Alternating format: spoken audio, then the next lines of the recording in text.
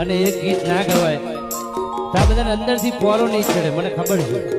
આ વિહોતર ને પોરો ક્યાં ચડે છે મને ખબર છે, કારણ કે હું એમના માયેલો છું.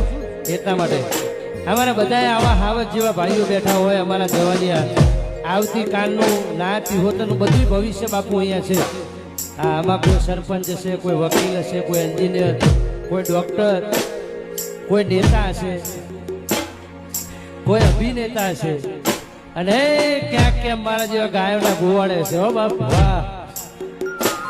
એટલા માટે અમારા ગોવાડીઓ માટે ગાવાનું મન થાય. મારો એકલો રબારી